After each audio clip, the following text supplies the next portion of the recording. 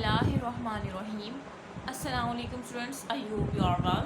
सो आज जो है हम अपना रिमेनिंग जो बायोलॉजिकल मॉलिक्यूल था, ठीक है, one shot lecture series bio की जो हमने स्टार्ट की थी, तो एंजाइम मैंने कंप्लीट करवा दिया, सेल स्ट्रक्चर फंक्शन कंप्लीट हो गया है। अच्छा, अब जो है बायोलॉजिकल मॉलिक्यूल की ये लास्ट वीडियो है, ठीक है, लास्ट पार्ट है, ठीक है। सो स्टार्ट करते हैं। वैसे तो मुझे वन शॉट में देना था, लेकिन due to my mobile issue, ठीक है, जो कि आप लोग जानते हैं कि उसमें जो है एक्चुअली बहुत सारी चीज़ें, मेरी यूनिवर्सिटी की भी काफ़ी PDF वगैरह होती है, तो स्पेस नहीं रहता ना, तो स्पेस ना होने की वजह से जो है ना 20 मिनट की वीडियो बन पाती है, जबकि मैं चाह रही थी अगर 40 मिनट का वन शॉट हो जाए। सो लेकिन कोई बात नहीं, पार्ट में देखना है, ठीक है। सो स्टार्ट करते हैं बेटे। हमने बायोलॉजिकल मॉलिक्यूल का ये रिमेनिंग स्टार्ट कर रहे हैं, ठीक है।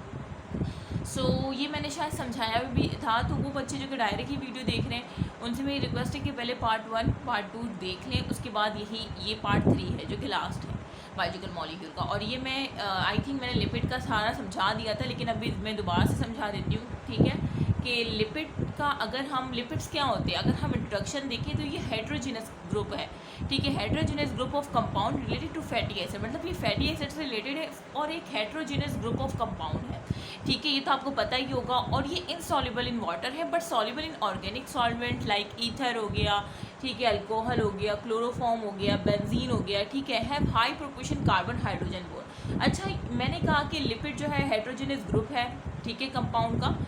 और मैंने सेकंड बात जो की कि ये इनसॉल्युबल इन वाटर है, लेकिन सॉल्युबल है किसमें, organic solvent like ether, chloroform हो गया और बेंजीन हो गया। अच्छा, ये जो मैं कह रही हूँ कि insoluble in water but soluble in organic solvents, ये बिकॉज ये पॉइंट याद रखिएगा कि ये क्यों होता है, have high proportion of carbon hydrogen bond and less proportion carbon oxygen bond. क्योंकि लिपिड्स के पास क्या होता है, हाई प्रोपोर्शन होता है, किसका, कार्बन हाइड्रोजन बॉन्ड का हाई प्रोपोर्शन होता है, जिसकी वजह से जो है ये जो है जो है किस में सॉल्युबल हो पाता है, ऑर्गेनिक सॉल्वेंट।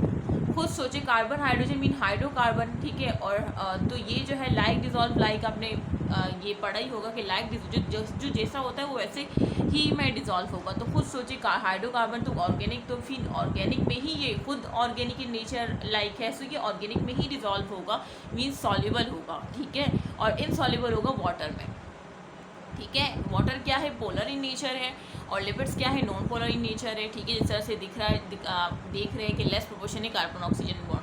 तो ये आ सकता है MCQ में कि हाई प्रोपोर्शन है, या ये आप पूछ सकते हैं कि वो क्यों जो है इनसॉल्युबल इन वाटर और सॉल्युबल इन ऑर्गेनिक सॉल्वेंट्स है। तो आपने बताना कि बेटे हाई प्रोपोर्शन होता है कार्बन हाइड्रोजन बॉन्ड का और लेस प्रोपोर्शन होता है कार्बन ऑक्सीजन बॉन्ड का। ये शायद मैंने एक दफ़ा पास पेपर में भी ये चीज़ देखी है कि वो पूछते हैं कि कौन सा बॉन्ड हाई प्रोपोर्शन में होता है।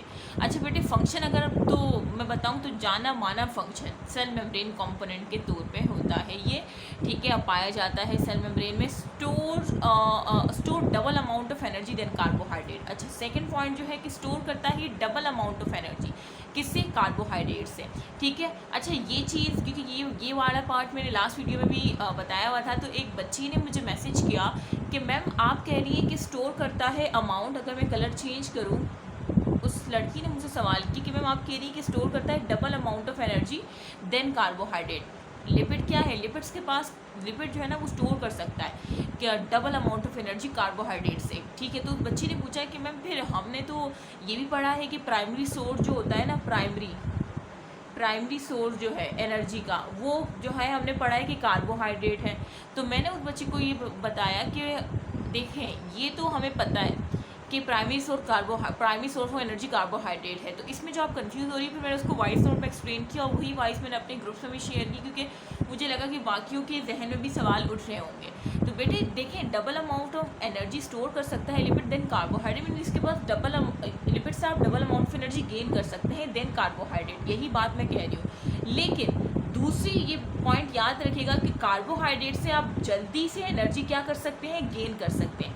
कार्बोहाइड्रेट से क्या कर सकते हैं, आप जल्दी से एनर्जी गेन कर सकते हैं, ठीक है। क्योंकि कार्बोहाइड्रेट अगर आप देखे जाए तो सेक्राइड, ठीक है, mean saccharide also called as saccharide, जिस तरह से आपने लेक्चर देखा भी होगा।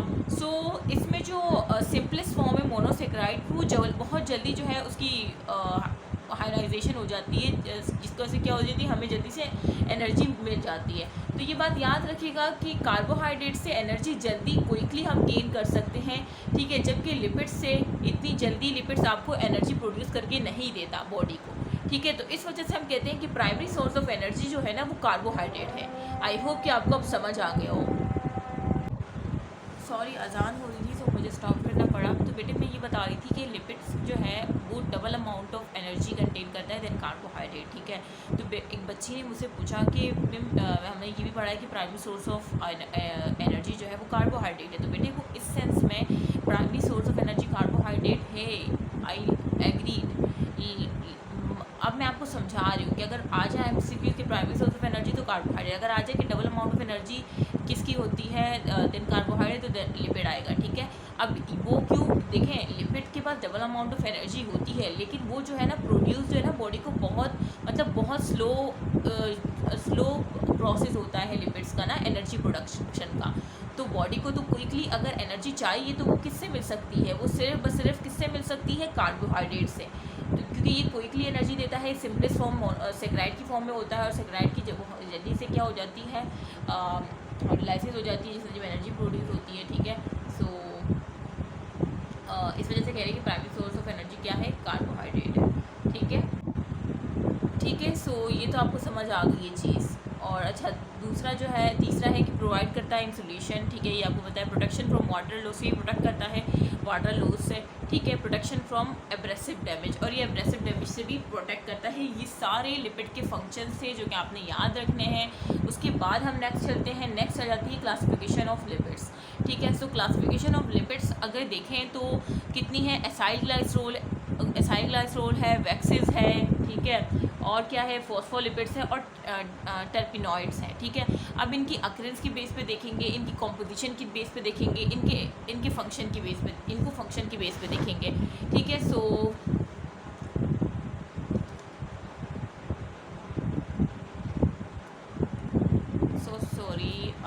ठीक है। हाँ स्टार्ट करते हैं। देखिए अकरेंस की बेस पे अगर एसाइल ग्लाइसरोल को देखा जाए तो मोस्ट वाइड स्प्रेड है, ठीक है, acyl glycerol most wide spread है। वैक्सेस को देखा जाए तो wide spread coating in fruits and leaves, insects, birds, animal, sheeps, ठीक है। सो ये जो है मतलब ये जो वैक्सेस है ना, ये एक वाइड स्प्रेड कोटिंग के तौर पे होती है फ्रूट्स में, लीव्स में, इंसेक्ट्स हो गए, बर्ड्स हो गए, ठीक है, एनिमल्स हो गए लाइक शीप, ठीक है। तो वैक्सेस वहाँ पे होती है। और फॉस्फोलिपिड्स जो है वाइड स्प्रेड इन बैक्टीरिया। अब फॉस्फोलिपिड जो है बैक्टीरिया में होते हैं, प्लांट्स में होते हैं, एनिमल्स में होते हैं, और एनिमल्स में सेल मेम्ब्रेन में आपको पढ़ा होगा फॉस्फोलिपिड, ठीक है। इस तरह से जो है बैक्टीरिया में भी पाए जाते हैं। टर्पिनॉइड्स एसेसरी पिगमेंट है। टर्पिनॉइड का आपने पढ़ा भी होगा कि ये एसेसरी पिगमेंट है, ठीक है, इन प्लांट, जो कि किसकी in plant carotenoid, rubber, terpenes and steroid, ये सब है, ठीक है।